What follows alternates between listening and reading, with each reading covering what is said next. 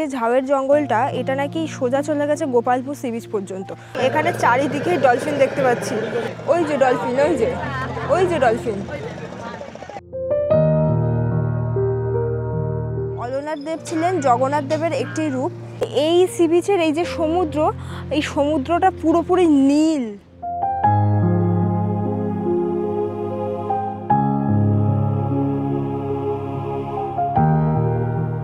Good morning everyone. আজকে সেপ্টেম্বরের 20 তারিখ। আজকের ভিডিওতে থাকছে পুরীর একটি সাইট সিন, চিল্কা ভ্রমণ। অনেকের কাছে প্রশ্ন থাকে পুরী তো ঘুরতে যাব, তবে চিল্কা ভ্রমণ কিভাবে করব। আর যারা ভিডিওটি দেখছো চ্যানেলটি সাবস্ক্রাইব না করে অবশ্যই সাবস্ক্রাইব করে দিও। আর ভিডিওটি ভালো লাগলে লাইক, কমেন্ট অ্যান্ড শেয়ার করতে পারো তোমার বন্ধুদের সাথে। আমি চলে এসেছি পান্থনিবাস।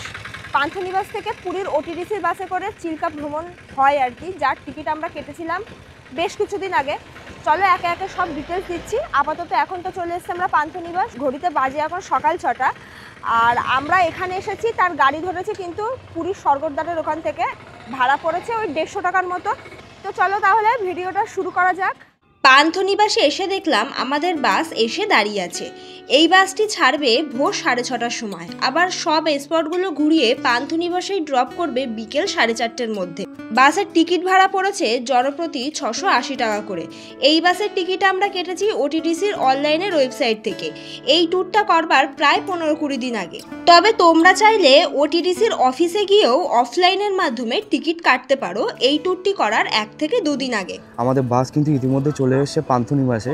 আর আমাদের আজকে চিল্কা ট্যুরের জন্য এই গাড়িটাই কিন্তু যাবে। আর এখানে কিন্তু টিকিট চেকিং হচ্ছে, টিকিট চেকিং করে সব একে একে উপরে উঠছে। তো আমরাও যাব এবং ভিতরটাও শেয়ার করব, বাসের ভিতরে কেমন সিটিং অ্যারেঞ্জমেন্ট আছে। তো চলো বাসে উঠে আবার দেখা হচ্ছে। টিকিটটা দেখাই আমাদের, কারণ আমাদের তো পিডিএফ রয়েছে। পিডিএফটা দেখায় এখানে, পিডিএফ চেক করে মানে টিকিটটা চেক করে তারপরে আমাদের সিট নাম্বারটা আর কি ওনারা দেখে দেবে। আমাদের কিন্তু টিকিট চেকিং কনফার্ম হয়ে গেছে। আর আমাদের সিট নাম্বার হলো 3-4। সায়নী অলরেডি আগে থেকে উঠে গেছে। এই যে একদম ফার্স্ট সিট পড়েছে, সে অলরেডি বসে আছে সায়নী এখানে। আমাদের সিট নাম্বার 3-4 অনলাইনে বুকিং করেছিলাম। আর বেশ অনেকগুলো দিন আগে করেছিলাম বলে প্রথম এই দুটো সিট পেয়েছি। আসলে সিটগুলো ওনারাই সিলেক্ট করে দেয়, আমাদের সিট সিলেক্ট করার কোনো অপশন ছিল না অনলাইন থেকে।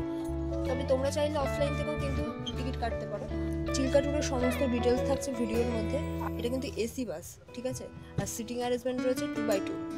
সিটগুলো মোটামুটি কমফোর্টেবল যেটা দেখছি। প্রথম সিট পড়েছে, এখন জানি না জার্নিটা কেমন হবে। প্রথম সিটে আমার ঠিক একটা বসতে ভালো লাগে না। আর এদিকে এই যে এসি ভেন রয়েছে, আর উইন্ডো তো রয়েছে প্রাইভেসি মেনটেনের জন্য। রয়েছে পর্দাগুলো দেওয়া, বেশ ভালো। আপাতত ভালোই লাগছে। এখন বাসটা ছাড়বে একটু পরে, তারপরে জানাবো। পান্থনিবাস থেকে আমাদের বাস ছেড়ে দিল। বাসের মধ্যে ব্যাগ রাখার জায়গা থাকলেও বড় ব্যাগ বা লাগেজ রাখার জায়গা ছিল না। আজ আমরা ঘুরে দেখব অলরনাথ টেম্পল আর চিল্কা লেক। এই চিল্কা ট্যুর কিন্তু ওটিডিসির গভর্নমেন্টের বাস ছাড়াও বেসরকারি বাসে করেও হয়। তবে বেসরকারি বাসে করে ঘুরলে ওরা প্রত্যেকটা স্পটে ভিজিট করবে কিনা সে বিষয়ে সন্দেহ থাকে। ওটিডিসির বাস প্রত্যেকটা স্পটেই কিন্তু খুব ভালোভাবে ভিজিট করে, আর প্রত্যেকটা স্পটেই বেশ অনেকক্ষণ করে ঘুরতেও টাইম দেয়। এই ওটিডিসির বাসে করে চিল্কা ট্যুর ছাড়াও কিন্তু কোণার্ক ভুবনেশ্বর ট্যুরও হয়। আর এই প্রত্যেকটা ট্যুরের টিকিট ম্যাক্সিমাম কিন্তু বুকিং হয় অনলাইনের মাধ্যমে। তাই তোমাদেরকে বলবো যারা অফলাইনের মাধ্যমে টিকিট কাটবে সেক্ষেত্রে কিন্তু ভালো সিটগুলো পাওয়ার সম্ভাবনা কম থাকে।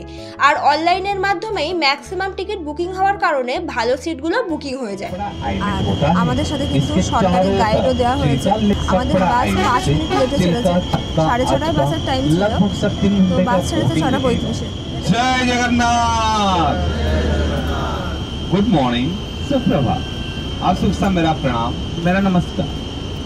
मैं सर जगन्नाथ, मेरा नाम सर जगन्नाथ पाठी है। मैं आप सभी का सुचिंतक।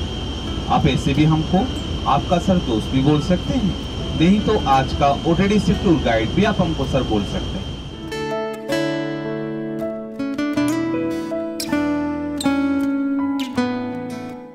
বেশ কিছুটা রাস্তা আসার পরে আমাদের বাস একটা ফাঁকা জায়গা দেখে দাঁড়িয়েছে। একটা রাস্তার ধারে একটা ধাবা রয়েছে, এখানে দেখলাম ব্রেকফাস্টের জন্য। বেশ বড় ধাবা, দেখে মনে হলো পরিষ্কার পরিচ্ছন্ন।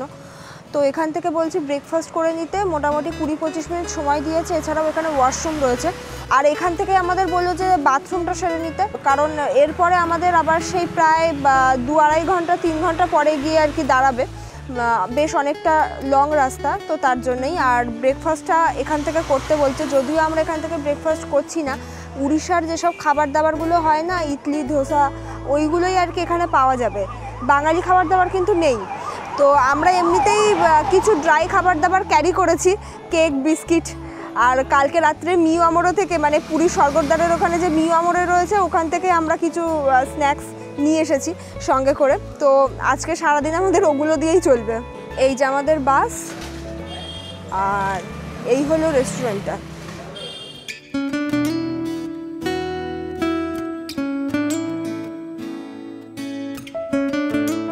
ঘড়িতে বাজে এখন 8টা, সকাল 8টা। আমাদের বাস কিছুটা দূরে এসে আবার থেমে গেল। এখানে আমাদের প্রথম স্পট হচ্ছে অলহরনাথ টেম্পল, যেটা আমাদের টিকিটের মধ্যে ইনক্লুড ছিল। তো অলহরনাথ টেম্পল দেখতে গেলে বেশ অনেকটা হাঁটতে হবে, মোটামুটি 7-8 কিলোমিটার মতো পায়ে হেঁটে যেতে হবে। যারা হেঁটে যেতে পারবে তারা হেঁটে যাবে, আর যারা হেঁটে যেতে পারবে না তাদের জন্য এখান থেকে গাড়ি রয়েছে। তবে এই যে গাড়ি ভাড়া, এটা আমাদের প্যাকেজের মধ্যে ইনক্লুড নেই। তাই এখানে একটা মোড় মতো রয়েছে, যেখানে দেখলাম যে এই টোটো, তারপরে অটো, এইগুলো রয়েছে। তো আমরা একটা অটোতে বসলাম, বেশ কিছুজন, বিভিন্ন অটো রয়েছে আর কি, সবাই এক এক করে অটোতে বসছে। তো এখান থেকে আমরা মন্দির পর্যন্ত যাচ্ছি। তো এখান থেকে মন্দির পর্যন্ত যেতে যাওয়া আসা করতে পার হেড 20 টাকা করে পড়ছে, মানে 10 টাকা করে, যাওয়া 10 টাকা, আসা 10 টাকা। তো আমাদের টোটাল 40 টাকা পড়ছে। চলো যাওয়া যাক।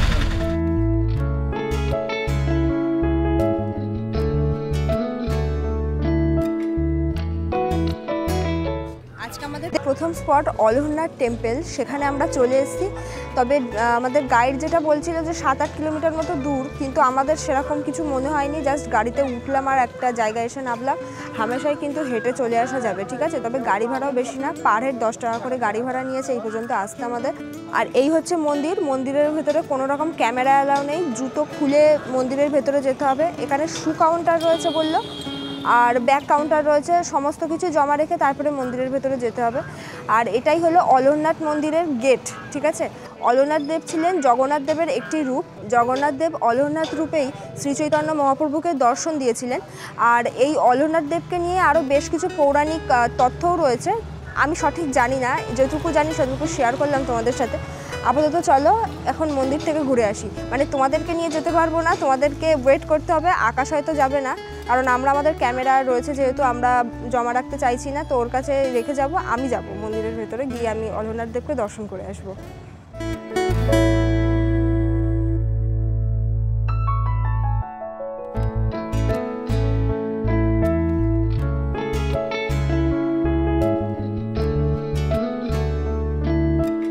যে অলহরনাথ টেম্পলের পাশেই কিন্তু আছে গৌরীয় মঠ। গৌরীয় মঠ থেকেও কিন্তু তোমরা চাইলে ভিতর থেকে ঘুরে আসতে পারো। আমাদের অটোটা কিন্তু এইখানে পার্কিংয়ে আছে, তো আমরা আবার অটোতে উঠবো, উঠে যাব আমাদের বাসের কাছে।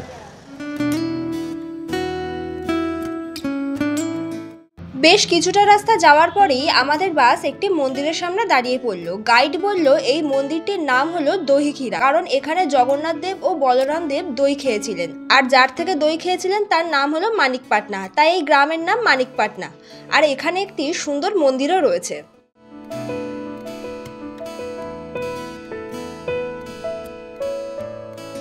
বাসে তো আমরা রয়েছি, তবে আমাদের বাস যে জলাশয়টার পাশ দিয়ে যাচ্ছে সেটাই আমাদের গাইড দাদা বলছে চিল্কা। যখন বর্ষায় জল অনেক বেড়ে যায় তখন চিল্কার জল এখানে বেড়ে যায় আর কি।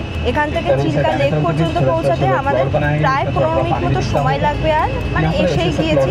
আর এই ট্যুরটাও তো বেশিক্ষণের না, কারণ 4:30-র মধ্যে আমাদের আবার পান্থনিবাস ড্রপ করবে এই বাস।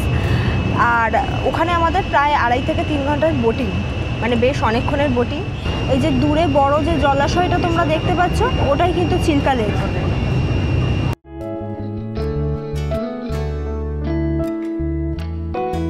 অ্যাট লাস্ট আমরা চলে এলাম বোট বুকিং কাউন্টারের এখানে। এখান থেকে চিল্কার বোট রাইডগুলো হয় আর কি। এখানে একটা ফাঁকা এরিয়া এটা, আর বাসগুলো রাখার জন্য এখানে একটা বিশাল বড় জায়গা। দেখো এই যে আমাদের বাস থেকে একে একে সবাই নামছে, আর এটা দেখো কি বড় একটা ফাঁকা জায়গা।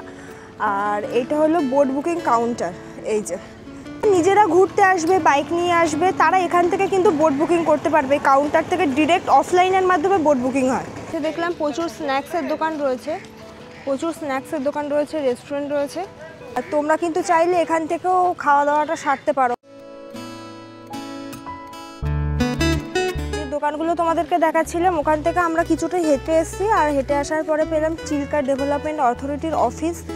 আর অফিসের এখান থেকে আর কি টিকিটগুলো দেখাতে হচ্ছে। সেটা যদিও আমাদের কাজ না, কারণ আমাদের তো অলরেডি আগে থেকে টিকিট কাটা, সেটা আমাদের যে গাইড রয়েছে উনি আর কি দেখালেন। তো এখান থেকে এখন আমরা গেট দিয়ে এন্ট্রি করেছি, এন্ট্রি করে একটা বিশাল বড় ব্রিজ, এই ব্রিজটার এখান দিয়ে আমাদের কিছুটা যেতে হবে। আর চিল্কা লেকে বোট রাইডের জন্য যেসব বোটগুলো থাকে আর কি, সেগুলো দেখছি এখানে বাঁধা রয়েছে ছোট ছোট নৌকা। এই যে দেখো কত নৌকা এদিকে। এই যে আমাদের বোট এখানে দাঁড়িয়ে আছে, তো আমরা এখন সবাই বোটে উঠবো। আর সায়নী এই যে অলরেডি যাচ্ছে, এখন বোটে উঠবো। এখানে প্রচণ্ড রোদ্দুর। সবাইকে বলবো যারা এখানে চিল্কা ট্যুরটা করবে তারা অবশ্যই ছাতা কিংবা টুপি ক্যারি করবে, আর সাথে কিন্তু জল অবশ্যই নেবে। এই যে আমরা সবাই একে একে বোটে উঠে পড়লাম। আর বোটটা বেশ বড়। বোটে দেখলাম ছেলেরা আলাদা বসিয়েছে আর মেয়েদের আর বাচ্চাদের আলাদা বসিয়েছে। মেয়েরা আগে বসেছে, লেডিস ফার্স্ট এখানেও বোঝা যাচ্ছে। যাই হোক চলো, বোটটা এই জাস্ট ছাড়বে আমাদের।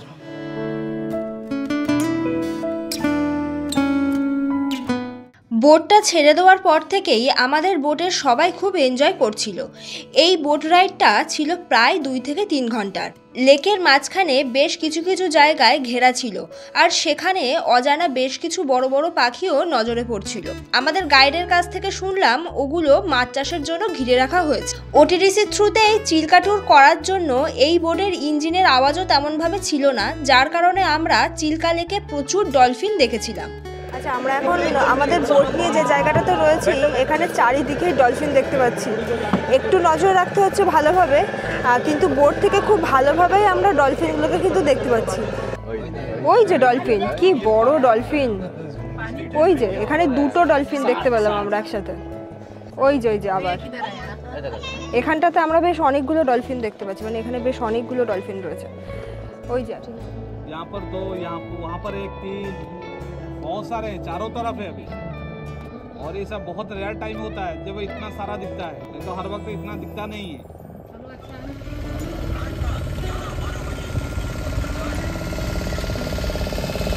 आइलैंड का नाम राजन से, और चिल्का का सबसे बड़ा आइलैंड है ये चिल्का के अंदर जो 64 आइलैंड होता है उनमें से सबसे बड़ा आइलैंड है। इसका लंबाई ही सिर्फ लगभग सर 80 किलोमीटर है, और टोटल ये फॉरेस्ट एरिया है, जंगल ही जंगल है। ये हमारा राइट साइड पूरी बीच से लेकर लेफ्ट हैंड साइड गोपालपुर बीच तक फैला हुआ है, और गोपालपुर उड़ीसा में बीच के लिए बहुत फेमस है, आपको पता ही होगा। अभी हमको करना क्या है, बोट से उतरने के बाद आइलैंड के अपोजिट साइड जाना है, दूसरी तरफ। उस तरफ आपको एक बहुत खूबसूरत बीच देखने के लिए मिलेगा, जिसका नाम क्लासिक बीच है। वहाँ पर जाके थोड़ा फोटोग्राफी करके घूम फिर के फिर से वापस आना है आपको बोट पे। अभी हम यहाँ पर सब 40 मिनट से रुकेंगे, 40 मिनट।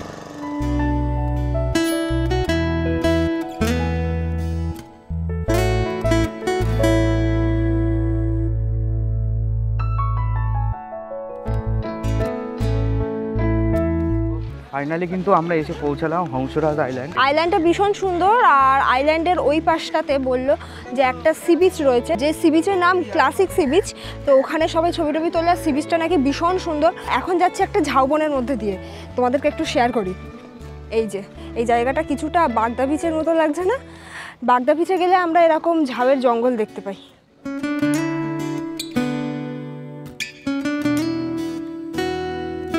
এখানকার ঝাউ গাছগুলো খুব একটা বড় না, কিন্তু ঝাউয়ের জঙ্গলটা ভীষণ সুন্দর। বাগদা বিচে গেলে আমরা যেরকম বড় বড় ঝাউয়ের গাছ দেখি না, এখানকার ঝাউ গাছগুলো অত বড় না। ঝাউ গাছগুলো দেখতে খুব সুন্দর, আর তার সাথে এই যে ঝাউয়ের জঙ্গলটাও খুব সুন্দর। একটু রোদে আমাদের কষ্ট হচ্ছে, কিন্তু এই যে সুন্দর সুন্দর দৃশ্য এগুলো আমরা চোখে দেখতে পাচ্ছি, এর জন্য বেশ ভালো লাগছে। এই যে অ্যাট লাস্ট আমরা এসে পৌঁছালাম সেই ক্লাসিক সি বিচে। কি অসম্ভব সুন্দর লাগছে এই বিচটা, দেখো একটু পুরো ফাঁকা সি বিচ। টুরিস্ট যা আছে এই, আর তেমন ঘিঞ্চি নেই। ওখানে একটা দুটো দোকান দেখতে পাচ্ছি। আর এই সি বিচের এই যে সমুদ্র, এই সমুদ্রটা পুরোপুরি নীল, দারুণ লাগছে এখান থেকে দেখতে। তবে এখানে কিন্তু স্নান করা যায় না, কারণ সমুদ্রটা প্রচণ্ড ডিপ, সেটা দেখেই বোঝা যাচ্ছে। পুরো নীল জল, আর প্রচণ্ড বড় বড় ঢেউ, ওখানে প্রচণ্ড বড় বড় ঢেউ। দারুণ লাগছে কিন্তু আমার, বেশ দারুণ হাওয়াও দিচ্ছে। সি বিচে আসা মাত্রই বেশ ভালো লাগছে। সি বিচে তো চলে এসেছি আমরা, আর সি বিচে যে দোকানগুলো তোমাদেরকে দেখাচ্ছিলাম না, এখানে বিভিন্ন ড্রিঙ্কস, ডাব, তারপরে জল এগুলো বিক্রি হচ্ছে। আর এখানে চেয়ার পাতা রয়েছে দেখলাম। তো আমাদের বোটে যারা ছিল তারা অনেকে এখানে বসে আছে, অনেকটা হেঁটে এসেছে, তাই আমরা ভাবলাম যে এখানে একটু বসে নেই। আর এখানে দারুণ লাগছে, সামনের যে ভিউটা সেটা দারুণ, পুরো নীল সমুদ্র, আর ঢেউগুলো কত উঁচু উঁচু হয়ে আসছে দেখো কত দূর থেকে। এই দোকানটাতেই কিন্তু ডাব বিক্রি হচ্ছে, 40 টাকা থেকে স্টার্টিং। এই যে অনেক ডাব রয়েছে। এই যে এখান থেকে আমিও একটা ডাব নিয়ে নিলাম, আকাশের জন্য নেওয়া হয়েছে। আমরা দুটো ডাব নিচ্ছি, 40 টাকা করে পড়েছে। একটু ছোট ছোট, কিন্তু এই যে গরমের মধ্যে না ডাবের জল একটু শান্তির মানে স্বস্তির, সেই জন্যই আর কি নিলাম।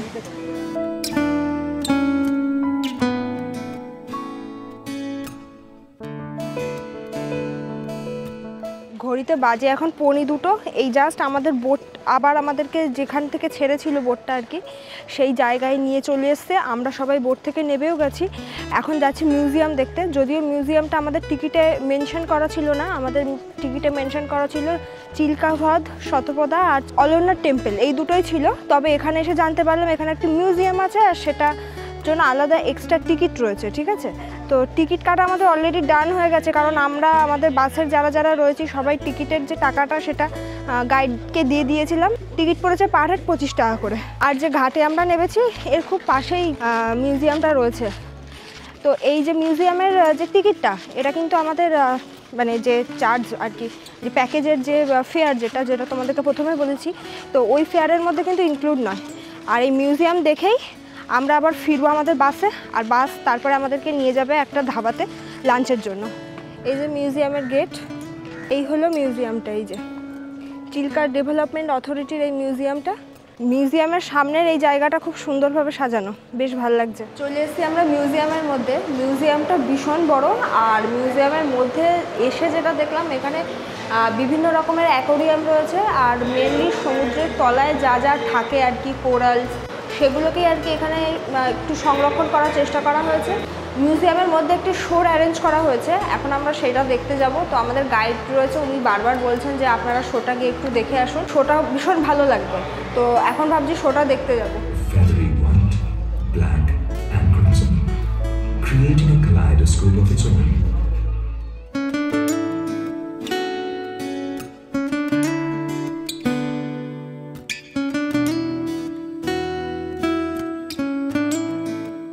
মিউজিয়াম থেকে তো আমরা বেরিয়ে এসেছি, তবে এই মিউজিয়ামের পাশে রয়েছে চিল্কা ইকো পার্ক। এই যে চিল্কা ইকো পার্ক, চলো পার্কটা একটু শেয়ার করি তোমাদের সাথে।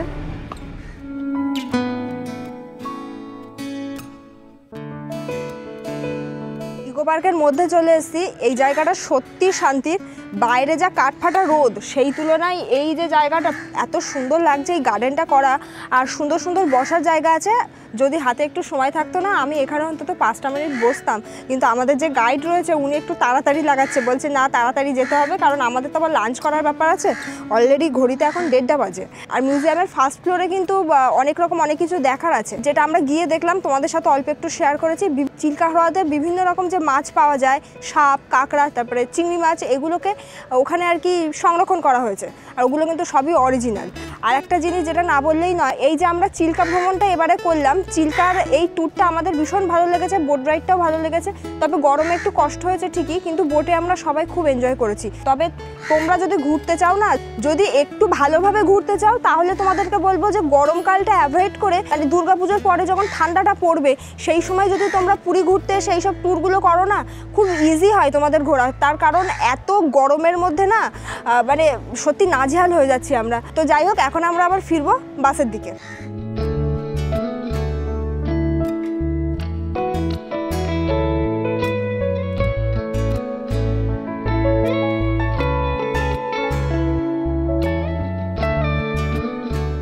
বাস কিছুটা যাওয়ার পরে এখন একটা রোড সাইড হোটেলের পাশে আমরা দাঁড়িয়েছি। এটা রেস্টুরেন্ট বলতে পারো। আমাদের চিল্কা লেক যাওয়ার আগে এই রেস্টুরেন্টটা আমাদের গাইড এনেছিল। দুপুরবেলা খাওয়া দাওয়ার জন্য যা যা খাবো সেটা আর কি তখন অর্ডার নেওয়া হয়েছিল। আমরা কিছু অর্ডার দেইনি, যেটা তোমাদেরকে বলছিলাম তোমরা এখান থেকে খাওয়া দাওয়া করতে পারো। এখানে ওই উড়িষ্যার যেসব খাওয়া দাওয়া, ইডলি, ধোসা, সাম্বার, এগুলোই পাওয়া যাচ্ছে। শুনলাম এখানে ভাতও পাওয়া যাচ্ছে, তো তোমরা চাইলে কিন্তু এখান থেকে খেতেই পারো।